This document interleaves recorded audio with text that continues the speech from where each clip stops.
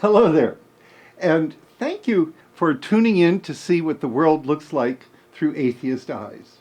Welcome to American Atheist Television. I'm Frank Zindler, and I'll be your host for a series of programs, special programs, that I have prepared for you. These programs, I'm hoping they will prove to be the most important programs you've ever watched. The series is entitled Immortality Now, Living as Long as You Wish, and it deals with the prospect of physical immortality. You heard me right. I will be presenting evidence that if you play your cards right, some of you just might be members of the first immortal generation, a generation in which the progression of physical aging not only has been stopped, it actually might be reversed in many types of cases. Today's program, part one of this series, is entitled, Hang On, Help is on the Way. I hope you'll like it.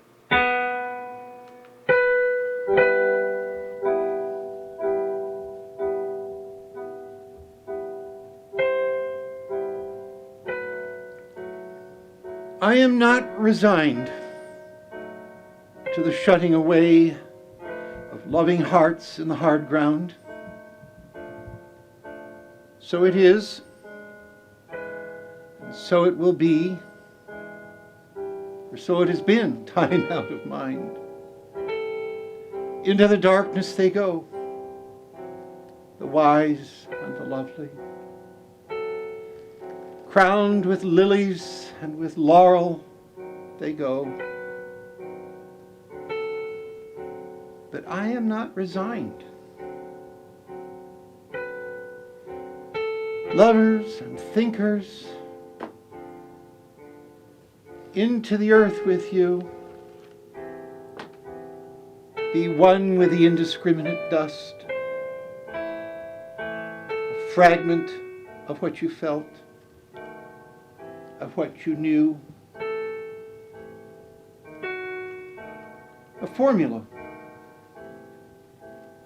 Phrase remains, but the best is lost.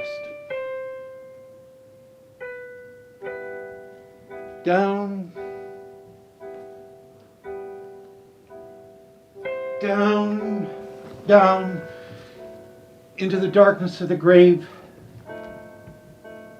gently they go. Beautiful, tender,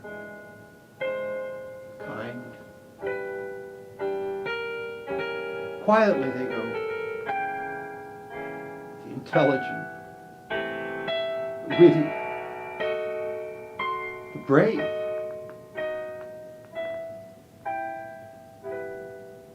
I know.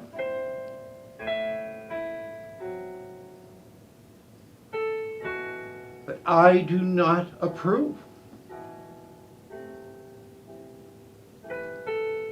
And I am not resigned.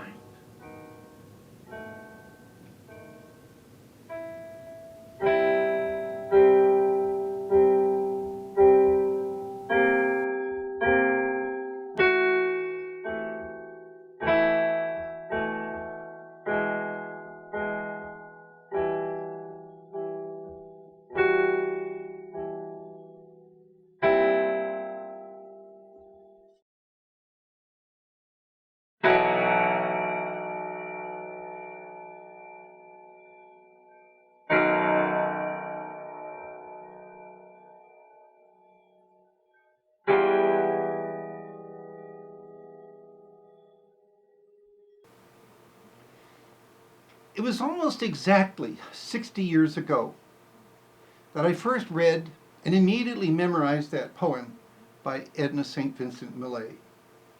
You all probably read it too, in high school, in your American literature course. It's called Dirge Without Music.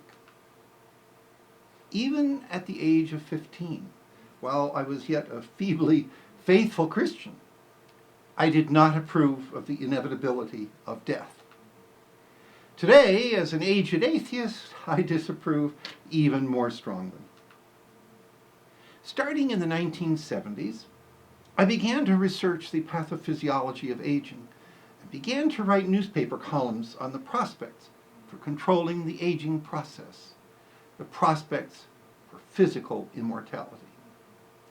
Those articles were updated for a series of 3 articles in the journal American Atheist in the 1980s.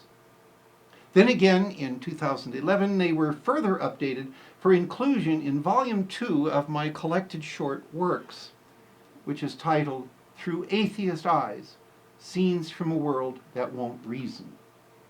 It's available on Amazon and at a discount on the American Atheist website. The first chapter of the book is titled The Prospects of Physical Immortality. In this and in subsequent programs, I shall try to bring you the latest insights I have gained from recent and ongoing research. I recently attended the annual Congress of the American Academy of Anti-Aging Medicine, where I took part in several workshops, and I heard papers read by world-famous physicians and medical researchers. Even Craig Venter, the atheist genius who independently sequenced the human genome many times faster than did the public team led by the evangelical Christian Francis Collins, he was there to give a plenary address. It was pretty much the consensus of the several thousand doctors present at that Congress that right now we have the technology, or are well on the way to developing it, so that presently healthy people can be able to live to the age of 150. In subsequent programs, I hope to show you that we already know the most important causes of aging. We know what we have to stop or reverse if we wish to stay youthful and healthy into very advanced age. I hope to show you that we already have some ability to deal at least partially with all of those degenerative processes, and I'll be sharing that information with you. If like me, you too would like to live indefinitely long and be in good health, there's one thing you need to do before I can produce all my programs and explain the science of physical immortality to you. What's that one thing? Well, it's simple. Don't commit suicide. By that I mean not only put down that cup of hemlock, drop that gun, don't drive over that cliff. I mean, don't speed up the aging process by smoking, drinking alcohol to excess, consuming drugs that are known to be toxic, even by people like me who love to laugh at propaganda films like Reefer Madness. Cut down or eliminate your consumption of simple sugars and simple starches. Get reasonable exercise and try to shed those excess pounds. I wish you more success than I am having in that regard. Being an atheist, I'm possessed of the devil, you see. That means I need to be exorcised. Since the new pope has named himself after me, he probably admires me and will be willing to help me. He's performed exorcisms on lots of other people, so I'll see if he can cast out the Pastafarian demons that have enslaved me by addicting me to lasagna and spaghetti bolognese. Anyhow, do everything you can to avoid getting diabetes, cancer, AIDS, or heart disease. Avoid high-risk-taking behaviors. Drive carefully. And sell off your hand grenade collection.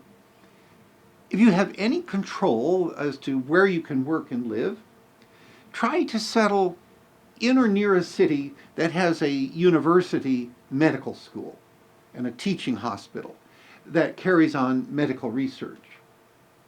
Avoid tanning booths and saunas. Avoid bathing or washing your hair in excessively hot water. Be prepared to exercise your brain. Review your high school biology and chemistry so that you'll be able easily to follow my discussions of biochemistry and physiology.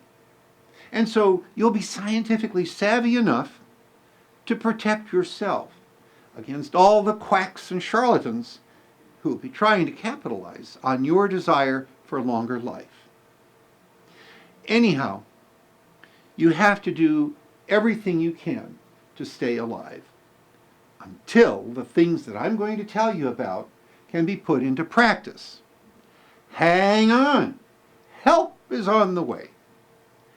Get everyone you love or care about to watch this series of programs. I forgot. You don't need to wear those aluminum foil hats in the shower. For now, and for American atheists, I'm Frank Zindler.